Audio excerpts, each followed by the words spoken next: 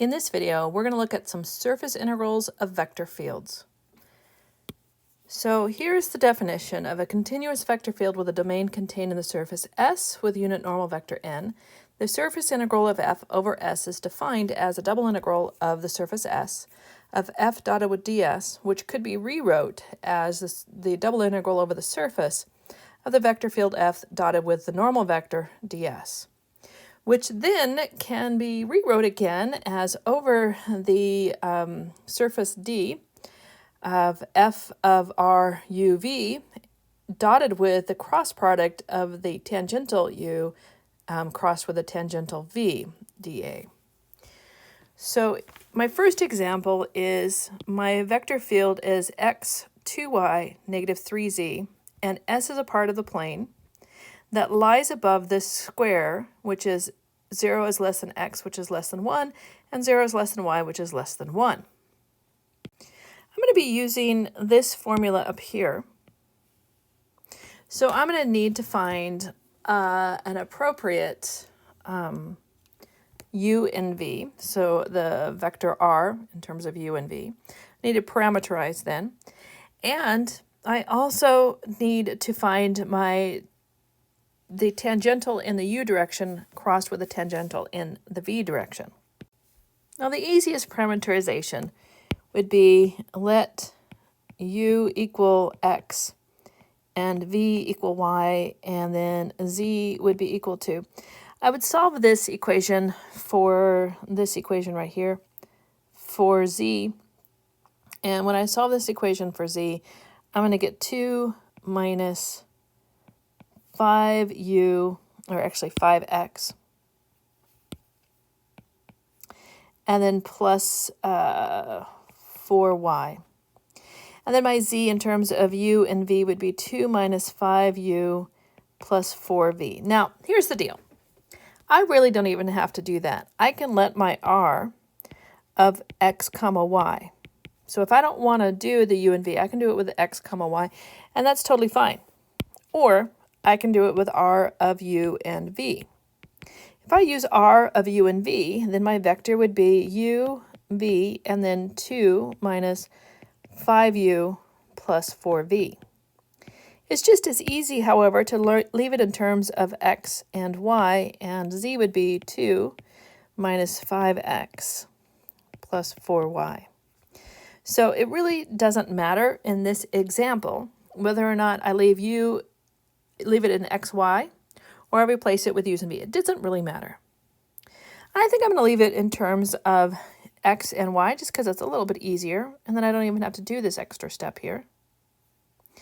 So then I'm going to find the tangential t with respect to x, which means I'm going to take the derivative of my r vector with respect to x. This is going to give me 1, 0, and negative 5. I'm going to find my tangential vector in terms of y, which is going to be 0, 1, and 4. I will need the cross product of this, so I'm going to go ahead and do that. So t of x crossed with t of y, I, j, and k. I have 1, 0, negative 5, 0, 1, and 4.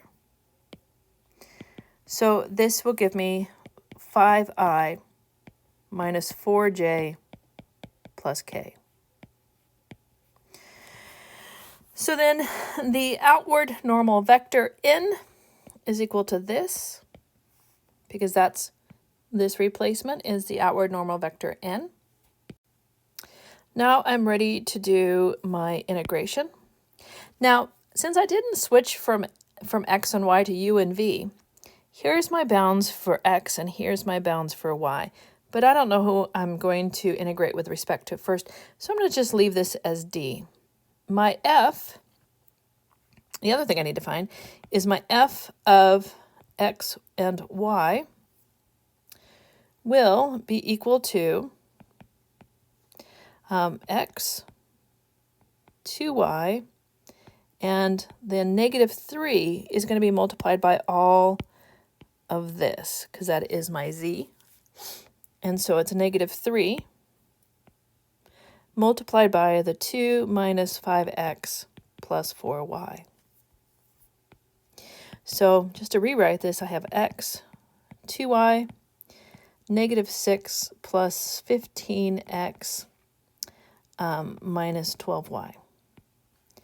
Okay, so now I'm ready to do my f vector field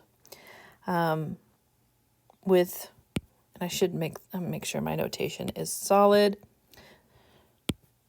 So it makes it easier to understand what I'm doing. So let me replace my notation, correct notation. So f of r of xy. There we go. So then this is f of r of xy dotted with my t of u crossed with t of v. And so then I'm just going to rewrite this. And it doesn't matter who I'm going to do it with respect to first. So I'm just going to look d there for a moment. And so I have x, 2y, negative 6 plus 15x minus 12y dotted with 5, negative 4, and 1. And then I also need my dA. And up here I need my dA. Okay, so when I do the cross product, the integration of d, again, I don't know how I'm going to do it yet, so I'm just going to wait. My cross product is going to give me 5x minus 8y minus 6 plus 15x minus 12y dA. So I'm just going to clean this up first before I decide how I'm going to integrate. So I have 20x minus 20y minus 6 dA. Now here's the thing. I don't really have one that's going to be better than the other, so I'll go ahead and integrate with respect to y first and then x. So 0 to 1, 0 to 1, dy dx, and with my normal integrations that we are totally familiar and comfortable with at doing at this point, my final answer is negative 1. So that's it. Let's take a look at another example. Here is the cylinder where I have x squared plus y squared plus c squared is the portion of the plane where I have z is equal to y plus 1 that lies inside the cylinder. So what I'm looking at is this plane in here looks something like that.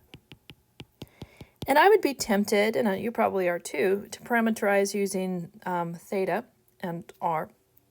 However, I'm not looking at the surface of the cylinder. I'm looking at this parabolic shape almost. So I could use x's, or I can use u's and v's again, but I think I'm going to leave it with x's.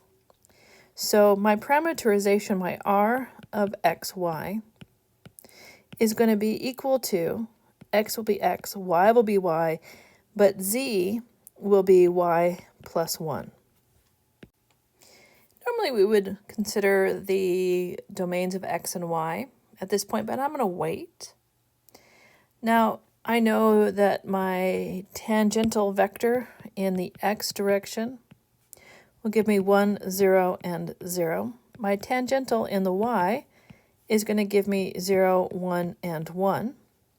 That means my cross product, I, j, and k, 1, 0, 0, 0, 1, 1. So t of x crossed with t sub y is going to be equal to, I end up with a negative j plus k. The other thing that I need is my f in terms of x and y. So I need f of r of xy, which is, wherever I see x, I still have x. So that's nothing interesting. So that's x squared. Wherever I see y, I still have y squared, and that's nothing interesting. But wherever I see z, this is my replacement for z, so this will be y plus 1, the quantity squared. Now I'm ready to do the integration over the surface S of f of r of xy dotted with t sub x crossed with t sub y dA, which is going to give me the integration over the d. Again, I'll worry about that in a minute. X squared, y plus 1, the quantity squared. And it is going to be dotted with 0, -1, and 1 dA, which will give me over the surface d. I am going to get, let me see, 0, so I have y squared plus y squared plus 2y plus 1. Oh, that should be -y squared. The first one should be -y dA. And so I get the integration of 2y plus 1 dA. Now, the domain of this is the disk, where I have the x squared plus y squared is equal to 1. So this is where I'm now going to worry about my limits of integration. And I didn't worry about my limits of integration until I got to this point. What I'm now going to do is I'm going to consider x as being r, which is 1, so cosine of theta. Y is equal to the sine of theta. And my r is going to run between 0 and 1. And my theta is going to run between 2 pi. So using these replacements, now I've got my limits of integration. And it doesn't matter which one I do first. I can do theta first and then r. Doesn't really matter. I think I'll go ahead and do my theta first. So r is going to go from 0 to 1. And then I have from 0 to 2 pi. Because of the fact I've changed my parameter into my polar form, remember that I have the 2y, which is 2, the sine of theta, that's nothing interesting, plus 1, that's still nothing interesting. But don't forget, I need to multiply it by an r d theta dr. Don't forget that part of it. So now I am ready to integrate, and when I get done, I end up with pi as my final answer. And you should check that. Let's look at my next example here. Flow rate. So the flow rate of a fluid across a surface S can be described as the double integral of the surface of the velocity of the flow dotted with a ds, which heat can also be described with this. It is the double integral of S minus K delta T ds. So the flow rate vector field for the object is object I of F is equal to negative K delta T, where T is XYZ is the temperature of the object and K is a constant that depends on the material. Find the outward flux of F across the following surface for the given temperature distribution. Assume K is equal to 1, where T is equal to the negative natural log of x squared plus y squared plus z squared, and it's over the sphere of x squared plus y squared plus z squared is equal to a squared. Now, because of the fact that I am going over a sphere, my immediate thought is r is equal to r, the vector r, is going to use the theta and phi. So then my x part is going to be equal to the a, because that's my radius, the cosine of theta, the sine of phi, a, the sine of theta, the sine of phi, and then a, the sine of phi. My r in the u direction will then be, not u direction, the theta direction will be negative a, the sine of theta, the sine of phi, a, the cosine of theta, the sine of phi, and then 0. R in the phi direction is going to be A, the cosine of theta, the cosine of phi, A, the sine theta, the cosine of phi, and A, the cosine of phi. Now, R of theta crossed with R of phi, I, J, and K. There's a lot going on here, and I think I was premature in drawing that. So in my I direction, I have A, negative A, the sine theta, the sine of phi. In the J direction, I have A, the cosine of theta, the sine of phi. And in the K direction, I have 0. A, the cosine of theta, the cosine of phi. A, the sine theta, the cosine of phi. A, the cosine of phi. When I get totally done, done, I end up with negative A squared, the cosine of theta, the sine squared of phi in the I direction, and then plus negative A squared, the sine of theta, the sine of phi, the quantity squared. That's in the J direction. And then plus negative A squared, the cosine of phi,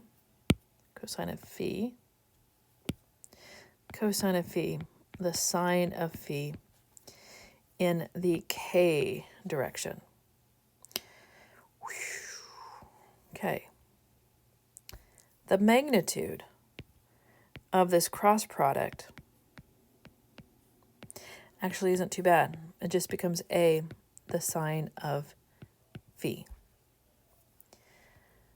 Now my t, which was x, y, and z, is equal to negative natural log of x squared plus y squared plus z squared.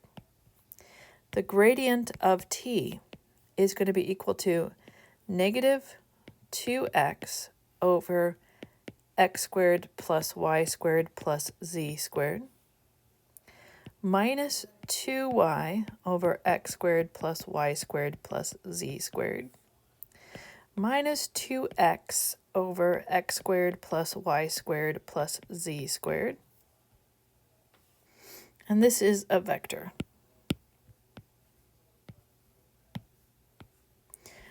Now, x squared plus y squared plus z squared is equal to a squared all day long.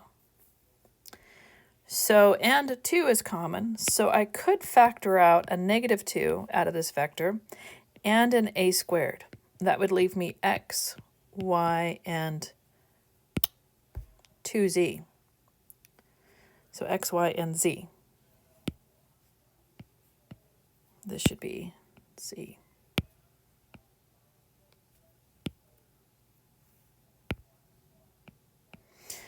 Okay, but we have the replacements for x, so I have negative 2 over a squared. X is going to be a, the cosine of theta, the sine of phi. Y is going to be a, the sine of theta, the sine of phi. And z was a, the cosine of phi. Now, you notice that there's an a in each one of these, so I can factor it out as well. And when I factor that out, it makes that a 1. So I have just that. I'm going to have my theta run between 0 and 2 pi. That's nothing new. And I'm going to have my phi run between 0 and pi. So then, my negative double integral over my surface S of my gradient of t dotted with a ds is equal to over the surface area of the disk D of t of r of theta phi multiplied by the determinant of the magnitude of the r of theta crossed with r of phi dA, which is equal to the integral over the disk D of 2a, the sine of phi dA, which I'm now ready to do my limits. So from 0 to 2 pi, from 0 to pi of 2a, the sine of phi, the d phi d theta. When I get totally done with this integration, I end up with 8a pi, and it's positive, so it's an outward temperature flux. So it's positive, so it's outward. And that's it for this video. It finishes off what we did in class for the surface integrals.